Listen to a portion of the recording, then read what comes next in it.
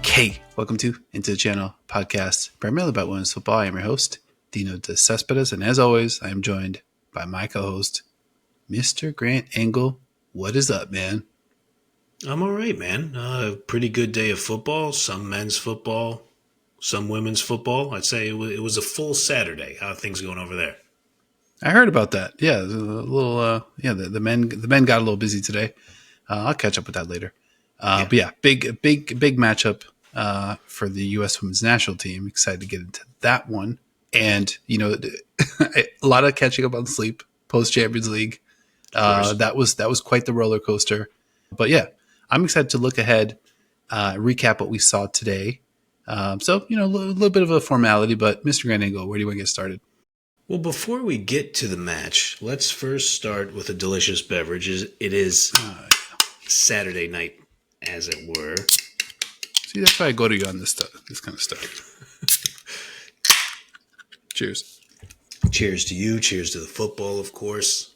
But cheers to some footballing news. Because if there's one thing two guys who want to do a sports radio hack version of a women's football show want to talk about, it's transactions as well, not just the games. To my knowledge, I mean, it's pretty much confirmed, a done deal. Stephen Goff of the Washington Post backed up some reporting by Jeff Kassouf, who, by the way, apologies to Jeff, we've apparently been mispronouncing his name. I believe it is pronounced Kassouf and not Kassoff, as we've been saying. Sorry, we've been reading, not listening, but I digress. This report from Stephen Goff and Jeff Kassouf talking about Jonatan Giráldez going from Washington Spirit to Olympique Lyon. And I got to tell you, buddy, seemed like a lot of digital eyebrows were raised across WOSO social media. How did you absorb this news? Pretty shocked. There's so much to unpack here. Obviously you have, and I'll be honest. I know that the first place my mind usually doesn't go where the crowd goes. The first place my mind went to, and I don't even know where the crowd went necessarily, but the first place my mind went to was, I think Giráldez is probably a little bit homesick for Europe. This is just a weird take, but that was my first take. I'm like, okay, this guy, came up through that Barcelona program, through La Masia and all that, and like has tremendous success there. Crosses the pond over here. It's just not the same, even though he's joining, a top flight organization, and that could get a little lonely. It could get a little disorienting. It could, you never really know, what's at play behind the scenes. But that was my first thought. I'm very curious to hear your first thought, and generally the internet consensus, the WOSO consensus. What did I miss here? So I think that's all fair game. I'm glad you brought that up. And I think one of the reports that I had read said that Giráldez and his wife are expecting their second child. So like that could like be a factor. Like you talk about being homesick, wanting to live in Europe. In this case, obviously living in Lyon would take you much closer to Spain. It seemed like the collective eyebrow raising was around the optics, frankly, of Giráldez going from one Michelle Kang owned club to another. And whether or not this looks like Washington Spirit almost served as a placeholder from Giráldez going from Barcelona to Lyon, and just Washington Spirit being a pit stop in the middle and almost a feeder club to something that could be considered Michelle Kang's bigger concern. And I can tell you, maybe it is a little bit of a cynical read on things. But if you're Giráldez and you tell your boss, or you tell your future boss, Michelle Kang, hey, I do want to accept that big bag of money that you want to give me to manage Lyon, but it's a terrible look if I go from Barcelona right to Lyon after we beat you in the Champions League. What can we work out? Now, I think it's important to say that Dino and I, we have some professional relationships with folks at around the U.S. Women's National Team, some folks in the NWSL. Obviously, I'm not talking to any sources. I don't have I'm nowhere near a Stephen Goff or a Jeff Kassouf on this kind of thing. I'm just kind of theorizing and kind of giving the some of the thoughts that I saw around the internet. But I don't think you don't have to be an Aaron Rodgers level conspiracy theorist to look at this and go, huh, that looks pretty weird in hindsight that this dude goes to Washington Spirit and is going to be there less than a calendar year and immediately go back to Lyon. Yeah, well, I mean, expecting a second kid, we definitely have to take that into consideration. I'm in that same boat, expecting a second kid, even though I left Florida. I was like, all right, see you later, back to California. Anywho, I don't see the 4-dimensional chess angle of like, all right, we're gonna like just sort of like pull the wool over everybody, especially because you figure out, I was just googling here real quick, the Lyon departures. Eugenie Lesemer, Jennifer Marujan, Gilles, Sofia Huerta, a lot of big names. You would have to imagine, and these departures were announced, obviously like some of them we saw coming, some of them were, probably a result of this season. It would take a lot of like collusion for Kang and Giráldez to be like, okay, what do we think about Marujan? Like, is she going to stay? Or I know I'm in Washington right now, and I'm like, I'm in a room closet trying to, make some decision from across the pond. It seems a little bit far fetched. I think it's probably more a situation where, and you have to imagine, what if Lyon beats Arsenal, takes Barcelona to extra time? And God, they could have. What we talked seriously about Lyon maybe winning this tournament.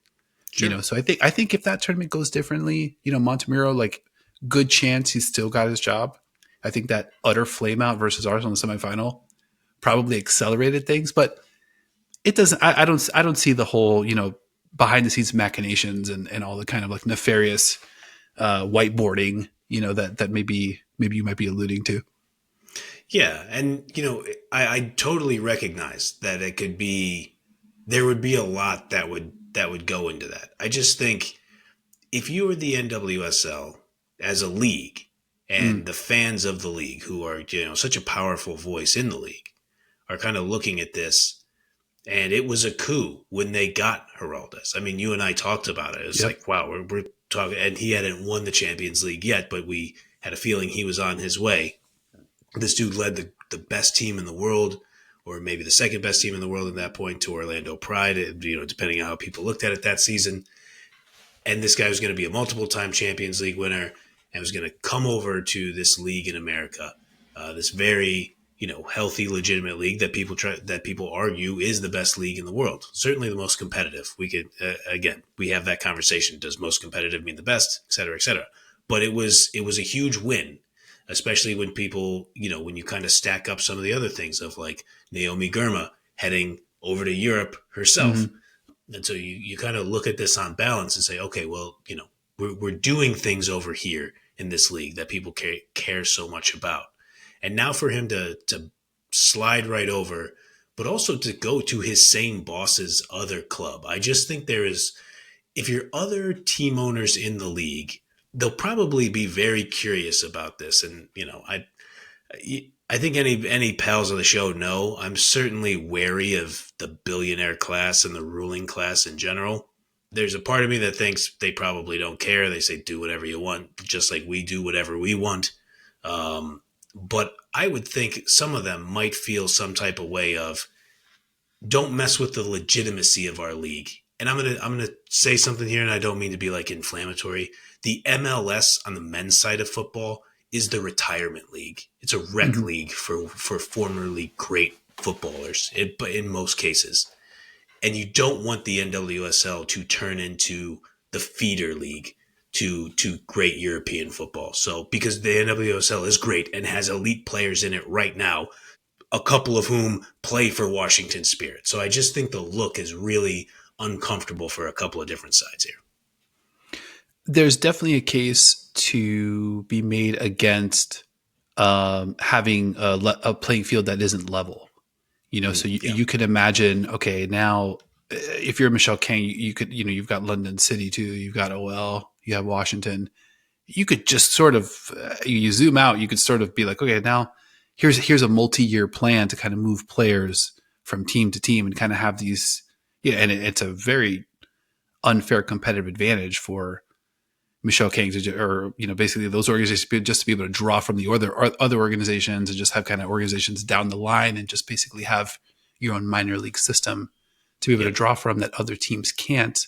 And then you have, basically, you're on third base when it comes to negotiating, moves, over to the States and vice versa. I don't know that I would necessarily blame, Michelle Kang or attribute, players going over to Europe. Europe's an attractive place to play football, just period. Like that's kind of going to be the case for a while until it's not. Um, but I think the unleveling of the playing field, I think there's some real danger there. And it's a funny side of and I don't even really know if I'm arguing for this or anything. Like I'm just kind of like trying to look at it because as some of our pals who watch the show have noted in past comments or on even past social media posts, I prefer the European style of football. I kind of skew that way. I love the NWSL. I love covering it. It's a great league. I like to go to the matches. But like my taste in football, I typically, kind of lean on that side of things. So, and we talked about it with Lisa Mayer leaving Lyon when the OL group owned Seattle Reign and they were OL Reign. I watched Eugenie Lesemer play at a minor league baseball stadium in Tacoma because she came on loan. Jennifer Martirjon, coincidentally enough, was in that match as well for OL Reign at Cheney Stadium in Tacoma. So like Damn. this isn't exactly totally foreign either.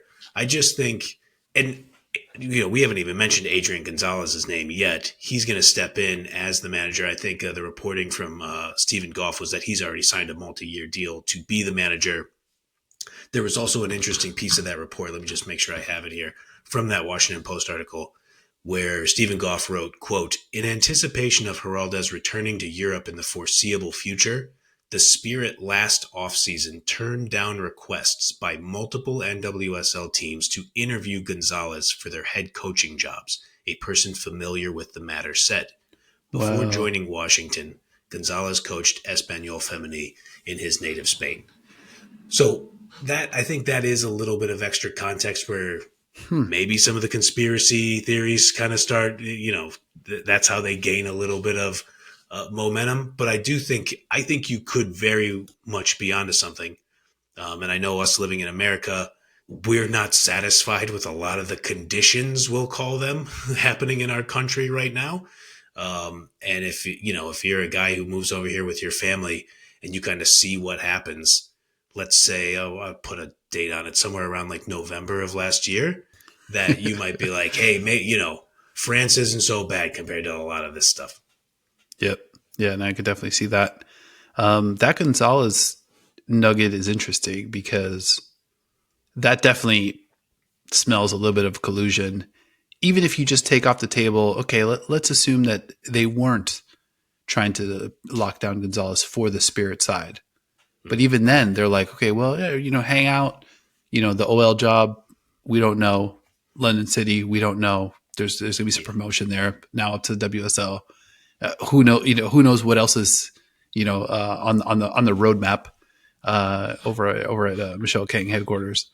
So that type of thing is a real point of contention. But if you're the owners and the league, tough to kind of negotiate something like that. Like, it's tough to put guardrails up like against that. And we talked about this totally different situation with the Savvy King situation where it's like, until something like that comes up and now everybody's got a chance to wrap their head around it, it's tough to like really put up regulations to kind of keep things on an even keel. That's a great point. No, I think you're totally right. And, if there's one thing that I know about billionaires, they sure love being told what to do. So I'm sure even if a bunch of the other team owners came to Michelle Kang and were like, hey, we don't like what you're doing, I'm sure she'd react real positively to that feedback. I do want to say one thing because I'm obviously such a nerd on this kind of stuff. And I, am an unapologetic fan of Manchester City Football Club, operated by the City Football Group. And I think it's important to kind of remember that City Football Group owns Girona FC in Spain on the men's and women's side, just like they do Manchester City. They own New York City Football Club. I think they might own like Melbourne City, I think, in Australia, perhaps. But when Girona qualified for the Men's Champions League, and obviously City is a staple in the Men's Champions League, UEFA had to come out with a ruling. The UEFA's club financial control body chamber had to come up with a ruling because the previous rule said if you own two clubs, they can't both be in the Champions League and potentially compete against each other. Wow. And I just think in this ruling that I believe was published on July 5th, 2024, they basically really came out with a press release that said, hey, look, City Football Club has made a couple moves, and so we're going to allow both of these teams in there. And so as did, I think it's pronounced Ineos. They're the jokers who own the other Manchester club, Manchester United. They own United and OGC Nice in France. But what they said that those clubs had to demonstrate to allow both of those clubs in the Champions League was, quote, no one is simultaneously involved, directly or indirectly, in any capacity whatsoever in the management, administration, and or sporting performance of more than one club participating in a UEFA club competition. And the second point is, and I quote, no one has control or decisive influence over more than one club participating in a UEFA club competition. End quote. Wow. So we might end up getting a weird situation depending on who goes over to play for the London City Lionesses, because Lyon's going to be there. And if London City has to go there too, is Michelle Kang really going to be able to look anybody in the eye with a straight face and say, no, I don't have decisive influence over more than one club trying to compete in these competitions. But, it is UEFA, so we'll see. Yeah, just a stand-up group over there. So we'll just let them go through the diligence, sort everything out. All right, something we'll definitely keep an eye on. But I want to get to the football where a lot of the NWSL stars. You mentioned were both coverers of the league, and some big-time NWSL talent on display tonight, or actually today. USA 3, People's Republic of China 0. Where do we get started with this one? I mean, let's do chronological order here. Let's go. When you saw the lineup, I think I can run through it quickly here. We had PTJ in goal, Avery Patterson, Naomi Gurma, Emily Sonic, Crystal Dunn, back four, 3 midfielders, Sam Coffey, Lily Johannes, Lindsay Heaps, and then your forwards, Michelle Cooper, who we need to talk about, her choice to be put in the starting lineup, and what we talked about when this roster was announced. Kat Macario in the middle and Alyssa Thompson on the left. What did you think about the roster? Or the squad, pardon me. I was excited. Orlando Pride underrepresented, so that was a little bit of a bummer. But I was excited to see Avery Patterson in the starting lineup. That was cool.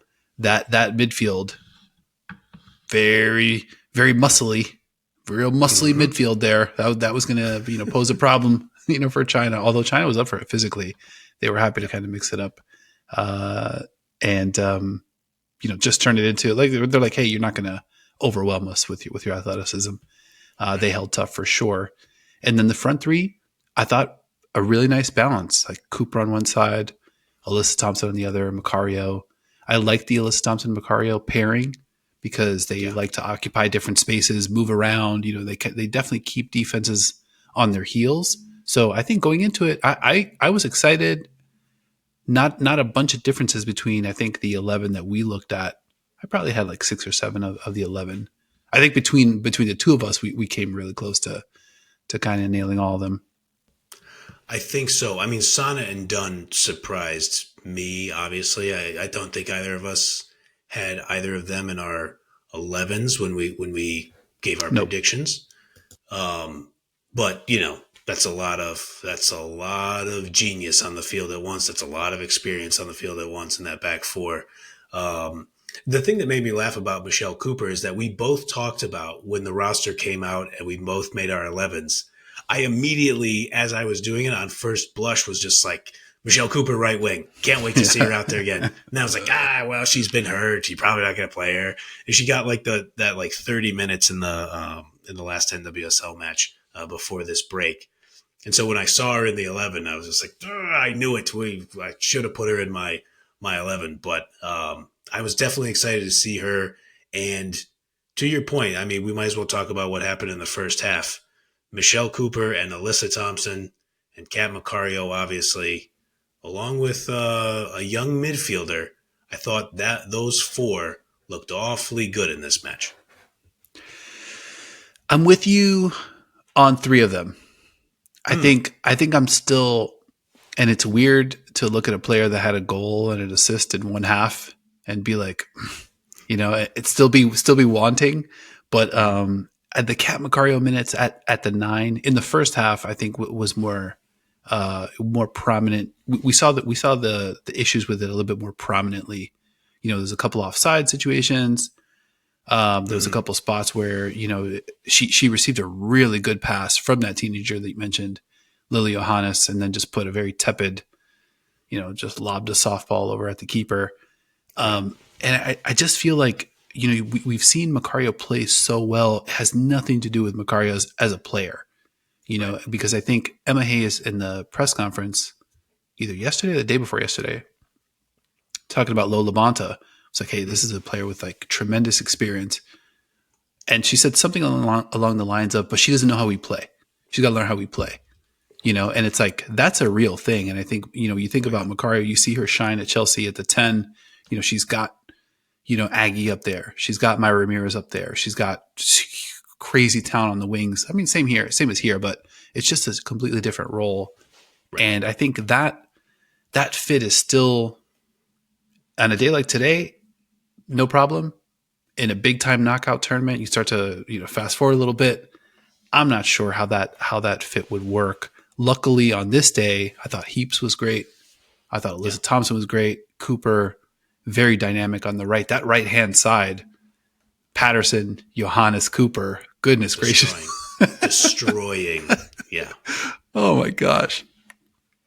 Yeah, I mean, I thought there were stretches. The Dino De Cespedes, Alyssa Thompson for MVP campaign marches on. Obviously, this isn't going to count toward the NWSL MVP campaign, but I thought there were just stretches where Thompson looked like the best player on the field. She was a nightmare for the People's Republic of China out there. What is value, though? Like, what is valuable? Like, is it valuable? Is it better? No.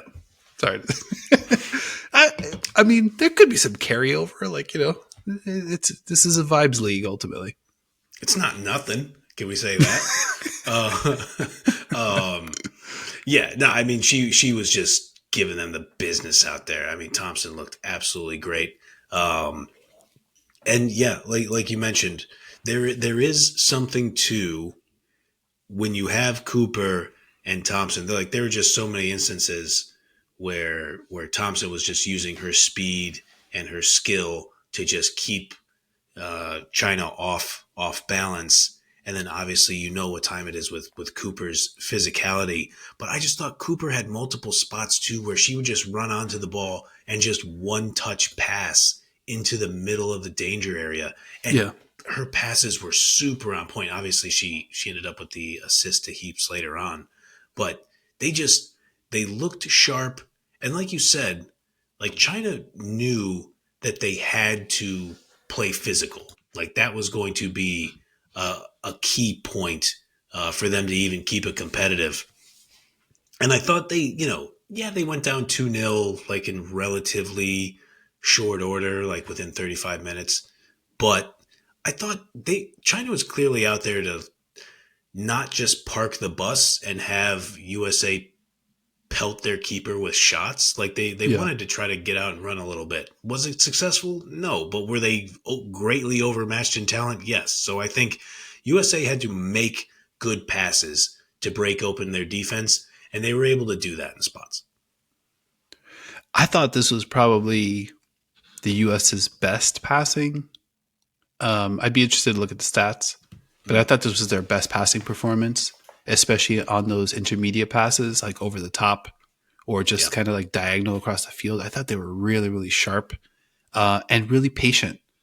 Like I had grown so tired of, and there's no knock on, I'm not even going to name a defender, but defender wins the ball back, just smacks it up the field and, Now Right. it's Macario with their back to center back, and now they're dueling, and now it's coming back the other way. And it's just like, God, like we didn't need to do that. We didn't need to rush the ball into the abyss, Yep. and then just kind of hand over the possession. So I think Emma Hayes, and this kind of also ties back to Hayes's quotes about PTJ wanting to play out the back, wanting to kind of control the ball more. I thought the passing today was awesome. Coffee was Yep. great. Johannes was great. And, it made me think about Bridie, when she came on our show, was like, okay, now the US is using like that third dimension. They're not just thinking flat. Okay, the ball's like just kind of running along the ground, but it's like we can loop stuff over the top. We can switch the field this way, and then give those two wings that are so fast. Like you just kick it into space, and it's like Cooper Yep. on one side, Alyssa on the other. They'll just go to that space, and they're so good and so creative. If you give them the ball in space, and then one on one, Thompson was unguardable. No. Like Yeah. she would just do this thing where it's like, I'm going to go end line. Okay, you got me there. I'm going to pull back, and then I'm going to go again. And then like she just waited until she got you. She's kind of like Kyrie. Just waited until she got you like off balance, and then she's just Yes. like, okay, there's my end line. Thank you. And just there's nothing you could do. Dude, I was thinking the exact same player, the exact same comp. And because, like, you think about Kyrie Irving, like, I go back and I think about, like, all those Warriors Cavaliers battles when like, Apex Draymond, and even he couldn't hold Kyrie. Because I always, like, think of, like, this motion where it's just like, I'm going this way, now I'm going this way. And then eventually the defender has to, their brain makes them commit Yeah. one way. At like one point of the ship rocking back and forth, and they're like, I gotta commit at some point, and that's when you're like, you fall right into their trap. That's such a good call on Thompson. And Cooper, she really is a genius at like timing her runs. She doesn't get caught offside too much. And please, if our pals could correct me in the chat if I'm wrong about that, but it doesn't feel like she doesn't seem to be the culprit of a lot of these offside calls. So we had a lot of Macario. We've joked about Lindsay Heaps as a midfielder just somehow being offside a lot. It just feels like Cooper has a great feel for the timing of the run. And you talk about, you mentioned the great Brady O'Toole of Busy Watching Women's Soccer. You should immediately subscribe and watch that podcast as soon as you can. Thanks for that. Bridie mentions that third dimension.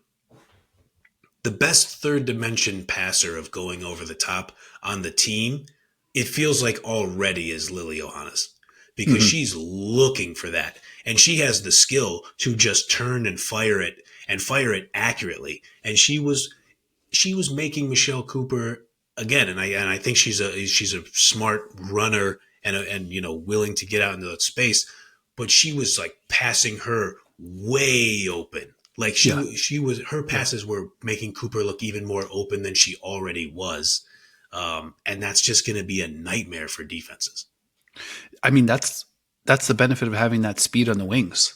Yeah. Is like, not only can we, muscle up in the midfield and, get creative and drive the ball forward, I think that's the benefit of having a Dunn on one side and the Patterson on the other two, on the back line is like, we can drive it or we can pick out a spot. And I think that element way missing, I think so far, or just way too few and far between. It's like, we can't just do this like one offensive approach. It's too frustrating, too easy to defend against. I mentioned it earlier. I thought the movement was pretty exciting as well. Sometimes like I'm watching the offense because I think we knew it. It's like, all right, China's going to pose no threat here. And I actually posted it. I think I posted it on Blue Sky or put it in the notes. I'm like, this needs to be a 4 or 5 goal game. If China's not going to threaten in any way, shape, or form, offense has to get busy. We got to try stuff. We got to like make it happen. I think there was maybe a couple of close penalty that could have been called that maybe could have got us there. Yeah. But I thought the passing was great, and I thought the aggressiveness was great. And every so often I looked up and I was completely lost looking at the attack because I'm like, okay, where's Macario? Where's Cooper? Like where's Heaps? Oh, Heaps is like, and I was like, well, this must be driving them nuts because like you're just so used to, where everybody's going to be, where the runs are going to come from. It's the same run over and over, the same pass over and over. But I thought the variety today, the unpredictability, probably gave China fits definitely in that first half. I think that's what you get when you have a bunch of super high IQ players with great skill. I mean, Sam Coffey, we've talked about her. She's just been on such a heater in the NWSL. She just carried it over today. Like that run she makes to get into space to get the pass to score the goal, left footed, as Julie Foudy pointed out a couple times, rightfully so. Great look for Coffee to score that, then hits you with the big. I don't know. I don't know if it was like half Jordan shrug and half Brett the Hitman Hart shrug, which for anybody who's of that age to remember the Hitman, but like China was just, they were in this weird spot where I respect that China did not play a low block and stick six defenders back there and just pray for a 1-0 loss, or like, whatever it is, a 2-0 loss or something like that. I liked that they tried to play a high line and tried to do something to at least maybe trap into, getting some offside calls and then seeing if you could run the other way. It didn't work, and like I don't blame them for it not working. Again, they're severely outgunned talent wise, and again, I'm not going to act like I know anything at all about China's domestic league, but I think that the proof was in what we watched. They don't have nearly the talent that USA has, but I also just like that they didn't park the bus and play terrible, you know, well, I won't name teams out there, but I'm just glad they didn't play terrible defensive football for no reason, because they're not in a cup final. They're not in a knockout stage. They're not trying to scratch out a point in a group stage or something like that. So, credit to China for being physical and trying to make it, give themselves an opportunity. But what they ended up with, let's quick stats check. Yeah, they had 2 shots on target, and PTJ wasn't troubled at all from my recollection. But that's going to happen, and I think to put a bow on it, not the whole segment, but just to my overall thought was, yeah, that's about right. That's how that win should look for Team USA. Yeah, I agree with that. I mean, I think, it was long gone are the days of like, had this finished 0-0, you get the shot of like, the Chinese team celebrating wildly in the center of the park, just jumping like, they just won the Super Bowl in the World Series. Like, I think a team like China, where they're at, obviously like a team with a long history, they can leave this match, happier. Not saying that they will, but you could leave this match happier losing 3-0 than you can drawing 0-0 if it's not the right kind of game. Because you go into these matches trying to evolve and grow and work stuff out offensively, defensively. I feel like they did get into the game that they wanted to play a little bit. Yeah. But to your point, way overmatched from a talent standpoint. I think it was pretty clear that they weren't going to be able to threaten the U.S. And, this one goes into halftime 2-0. We get the third goal. The Heaps header, again off a Cooper action. That Cooper pass. Like the pass was great, but just using those wide channels was like really exciting. And I think, Bry's going to get a third mention here, but she talked about that too. Like just not a team that's used to kind of crossing, putting balls into the box, seeing what can happen. But like we've got such talented, creative players that physically are tough to deal with, that now becomes like a super viable strategy. The last point that I'll mention, we're kind of get to the point now, you never want to think this way, but Triple Espresso was such a cultural football pivotal WOSO moment. Like it was such a thing that, I don't want to say like it had some stickiness to it, but it was such a thing that you're just kind of like, okay, yeah, well, of course, all 3 of those players are going to be back, doing what they were doing, like in that rhythm, and it's like the reality is that might not happen. It might be 1 player, 2 players, 3, like there's life things, there's health things, there's other players ascending. I think we're not necessarily going to go right back to the triple espresso. So I think Emma Hayes is probably doing a lot of workshopping, doing a lot of, strategizing and thinking through like what kind of unit makes sense. And I think in this match, the starting unit made a ton of sense. I really loved the balance. I really loved kind of like the units like had their responsibilities, and it was, I don't know, everything was like very clean and sharp outside of a couple of small things. But I think one of the US's best showings, I think, as a unit. No doubt. And I'm glad you say that, man, because I totally agree on the unit making sense. Like when I looked at the 11, they list out the starting 11 in a graphic, and they don't necessarily tell you what the formation is or what people's positions are in a lot of those graphics. But you could look at that and be like, "Oh, okay, 4-3-3." Or like even if you wanted to say like maybe Coffee is like dropping like super deep, like you could call it like a 4-1 uh 4-1-2-3 or like whatever, like, but traditionally like it's a 4-3-3, like, and it made sense. Everybody was playing where their skill set would be maximized in those positions. So Yep. the triple espresso point, I think you're right on.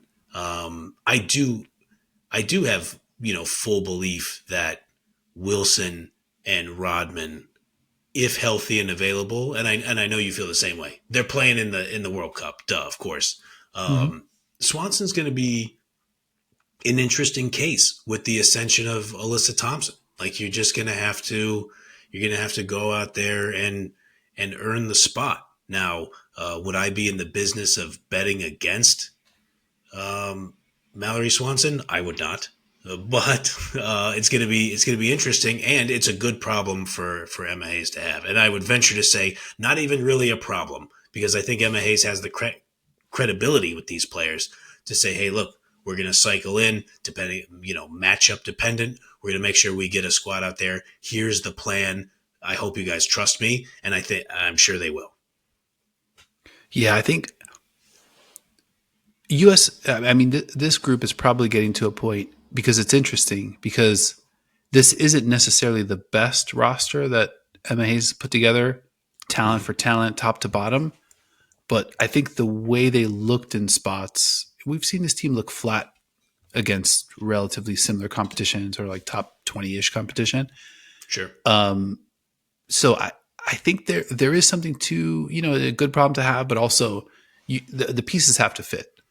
They've Yeah. got to make sense. You've got to be able to like imagine, okay, this midfield, there's places to go with the ball, and you think about a player like Alyssa Thompson, who's, you cannot keep her off the field at this point. One on one, there's nobody that can defend. There was nobody that could defend her today. Even if you want to take something away, the end line or the center of the field, or like she'll still beat you there. Like it just kind of is that way. Yeah. So we've talked about the Sharpie situation before, where it's like this player is playing out of their mind. That's a Sharpie.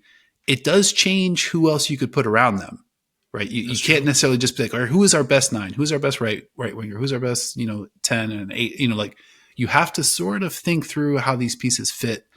And there's different skill sets. I thought it was kind of cool late in the match when Moultrie comes on for Heaps, because that kind of felt a little torch passing-y, maybe, projecting Let's go. forward. Moultrie was a little a little bumper car reckless today, but you just love the work rate, you love the activity, you love the energy level. Like you're just like, let's unleash. I love the unleash Moultrie minutes.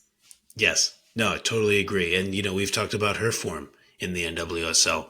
And that's okay for her to be a little bumper car-ish when she comes on to kind of like finish out the match. I think that makes sense, but we also know that she's capable of playing under control while still being aggressive, and filling in a spot. Like if you have, you know, we've talked about the midfield possibilities. Like now you could have some kind of rotation. By the way, we don't even have NWSL Rookie of the Year Croy Bethune out there. So if you have some kind of rotation of Bethune, Johannes, Johannes, Hirschfeld, Coffee, Yeah, Hutton. Moultrie, Hutton. I mean, come on, man. That's a lot of players that can do a lot of different things that you Yeah. could put in a lot of different positions to help win football games. Yeah. I mean, the flip side, some of those players have to be on the bench. And That's how do true. you put a Corey Bethune on the bench or a Claire Hutton or a Lily, like Mm, that's where the job gets very tough. yeah. Speaking of Moultrie and some of the bench minutes or bench players, I think another bone to pick. I mentioned a couple spots here. I would have loved to see a goal from the second unit. You look at Biondolo, Mm, Centnor, Sears, Labonta, Moultrie. These players all come in the second half, and China only made one change along their back line. yeah. So you've got a back four relatively gassed, and you've got exciting attacking players. I would have liked to see a goal there or two. I think this match had definitely another goal or two in it once the subs got into the match. And, I don't know that there's a huge talent drop off between unit A and unit B, to our what we were just talking about a couple of minutes ago. But the unit, didn't look, as effective, even though they're facing, defenders that could be a little bit leggy. But I don't know. What did you see from that second attacking unit when they came into the match? Was there anything there that we could build on, or were you left a little, underwhelmed like I was? Yeah, I think somewhere in the ballpark of underwhelmed, I think. I mean, there was a moment, I think it was right around the 80th, where there was a pass from Sears to Moultrie right in the danger area that I would say Sears like maybe like 10% overcooked. And Moultrie, like if the pass was just a little better, or if Moultrie was like a half step faster, it could have been pretty close to a tap in. So yeah, I don't know if that was a little bit of hey, we got to get into the game, kind of coming off the bench. But yeah, I think that's a fair comment to say. Against some tired defenders, you would have liked to see Biondolo and that group of younger players, and in Lola Bonta's case, a player coming into her first cap, um, get a goal. I'll say Wu Haiyan, the Chinese captain, yellow card for just pulling Macario down. It wasn't a dirty foul; it was a professional foul. But it was one of those ones that I saw. I think Wu is somewhere around like 32 or 34 years old. I was just like, "Yep, I get it, Captain. Had to be done." Because Wu was just like, "All right, I'm sick of this shit." Like, Yeah. well, you're gonna feel us, and that seemed to be the general consensus throughout the match. Yeah, for sure. Yeah, Lily had a moment early where she shrugged off a foul that was clearly trying to just stop the action, and she just was like, "No, no, no, no, no, get like just a little keep away," and then put a great ball upfield. I think it was to Macario. But yeah, a lot of fun stuff to kind of keep an eye on. And I want to shout out great friend of the show, Boy Named Blue. Speaking of Lola Bonta, and I'm going to quote Blue here in our YouTube section. Quote, I am beyond excited for Lola Bonta. Her getting your first call from me is just magic. Get it, Selly Mama. End quote. Shout out to Blue. Always rocking with us. Always, Yeah, legend, the yeah, best. keeping content flowing, and appreciate the viewpoint. And I thought LaBonta, it was great to see her out there. Didn't Awesome. quite have the rhythm with the rest of the midfielders or attackers, but energy level was high, all over the place, kind of harassing, being super pesky, and relatively sharp. I think it'll. I'm excited to see. It's going to be excited to see if she sticks, because I think Yeah, you could definitely see a role for a player like that, especially if the health or injury situation makes it so.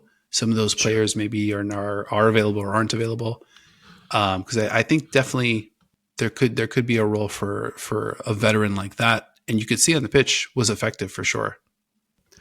Yeah, and I mean, it feels like we haven't said the name for several weeks, and obviously she's battling to come back from injury.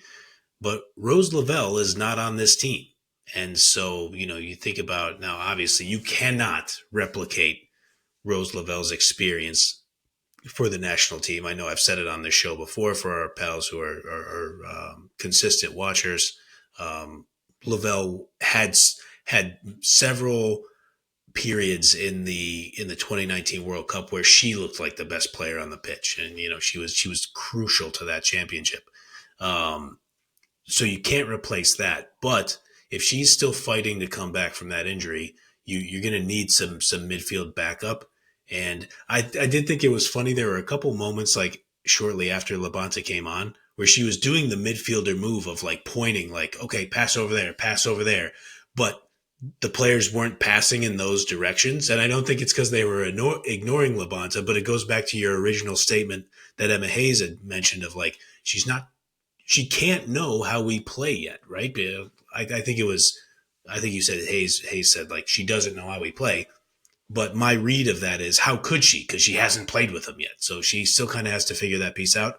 But she was great in the post match interview, kind of saying like I went out there and I was like I wanted to give everything, but then I needed to like get into the flow and be like how can I help my teammates in those situations, and just everything you ever see from her. That's just what kind of player she is. So I think she has to be in the mix moving forward. Yep, certainly hope so. Um, any other big picture takeaways? I think for me, I'm going to walk away with um, the passing being impressive for me. Really like Mm-hmm. that. I think with regard to the attack, what happens at the nine, I think still remains like a big, you know, and it might not even be a personnel thing. It could be a tactical change to kind of like make it so that a player like Macario is just more effective in that role. So that's Sure. definitely something I'm going to be watching for. And then I think the lineups. I think Emma Hayes has moved some stuff around pretty consistently from match to match within these windows. So I think maybe we can expect to see like I don't know, maybe a lot of turnover between the starting lineup today and the starting lineup on the third against Jamaica. So I'll definitely keep my eye on that as well. And then basically who might get into that number 9 role, because I think even with all that roster shifting, it does feel like Macario has logged a lot of matches and minutes at the 9 with a lot of changing around her.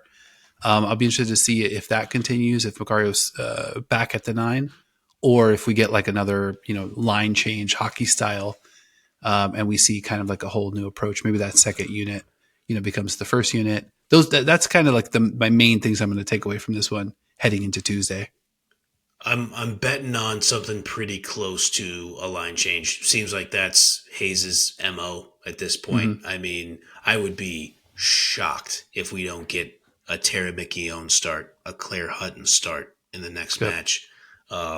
Carrie Abello, I think should obviously get another look. Get our Orlando Pride contingent out there with both Sams and Abello. I want to see more of the Sams Gurma pairing, like get that in our lives immediately. And I'll make the prediction. I don't think she'd be on the roster otherwise. Seattle Reign's own Claudia Dickey. I gotta imagine she'll be in goal in this next match. Let's go. That's exciting. Yeah, and you mentioned Gurma, not a player that we mentioned today. That's probably a good thing. Yeah, exactly. As a center back, like just no notes. Yep. Great to see Gurma played 90 plus. Mm-hmm. Looked great The out there, captain. super sharp. The captain. I was quickly reminded why I thought she was the best player on the team 2023 World Cup. She looked kind of back in that form, which is great. And yeah, we just kind of look ahead to Tuesday, as mentioned, June 3rd versus Jamaica, Energizer Park, St. Louis, Missouri. Should be a fun one. I don't think Bunny Shaw is in line for that one. I don't believe so. Okay. U23 update. I missed this one. Anything we need to know about the U23 team? I know they were in action, I think, versus Germany today.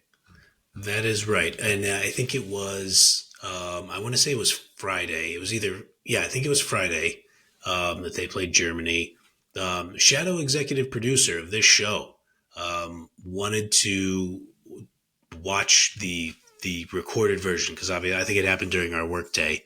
So the Shadow EP said I want to watch. I think I'm going to try to find the U23 match on YouTube and watch it. I want to see us. I want to see us win. And I said, "Oh, do you know the result?" And she said, "No." I said, "Oh, who are they playing?" And she said, "Germany." And I quickly turned into just kind of reflexively, I turned a little bit into Tony Romo on some of those CBS broadcasts. Like when a player does something bad and Tony Romo goes, "I don't know about that one, Jim." Like, because I was like, hey, Germany's got a lot of good players. And so, you know, good match, entertaining match. I was kind of like in and out while she was watching it. The Shadow AP, that is. Lily Reel from Gotham FC got things started with a goal off a Jaden Shaw corner kick. Mara Alber, 19-year-old forward from TSG Hoffenheim, scored an equalizer with 86 minutes left to equalize, which I kind of came in and saw that and I was like, oh, okay, looks like it's going to be a draw. The pass was from Vivian Endeman, who I could not believe was on the U23 squad, which kind of speaks to the talent that they're working with over there in Germany, by the way. Yep. Yeah. But then at the death, there's 5 minutes of stoppage time. I think it was like 94:33 on the clock. Seattle Reign FC center back Jordan Bugg sends in a genius, just absolutely beautifully executed diagonal ball over the top. Speaking of that third dimension again, for Evelyn Shores of the University of North Carolina Tar Heels, knocking in the winner at 90+5, pretty much at the death. And thank goodness for like some like German football YouTube channel that posted the match, posted it with English commentary. Because if you look around on the internet, I don't know if I'm bad at interneting right now, but the shadow executive producer who lives in this house with me is very good at the internet. And if you look at the internet, it's like this match didn't happen unless you see that YouTube video of the full match. So I don't know like where the stats are or anything like that. But shout to that YouTube channel. We should link to them or something in the description because they put the whole U23 match on there with English commentary, and it was an enjoyable watch. Yeah, that's awesome. Yeah, we'll definitely link to that. Yeah, a lot of young talent on Germany. I was just furiously Googling Eula Brand, who is apparently still maybe young enough to play on the under-21 German team. I mean, come on, man. What are you talking about? Like, they got a squad over there. Crazy. Yeah, congrats to the USA's under-23. Big win there. That's exciting. Quick episode calendar. So we'll be back after the Jamaica match, Tuesday night. You already know what time it is. And if you're looking for U.S. Women's National Team gear, check out the collection we put together over at our link tree in partnership with Fanatics. We've got a ton of great gear available. I think you could probably finagle something. I'm not sure if it'll arrive by Tuesday, but it's a pretty loaded U.S. Women's National Team calendar this summer. So definitely get stocked up. A bunch of cool stuff in there. Link in the show notes of this episode to that store as well. Anything else we want to hit before we get out of here? I think we did it, my good man. That was a good U.S. Women's National Team win. Obviously, some other good international football. Lionesses over in England with a big win. Spain notched a big victory. Germany's senior national team, just an ass kicking of Netherlands. Maybe we can get into that another time. But yeah, I mean, the international window is here and it is rolling, and I enjoyed chopping it up with you about it.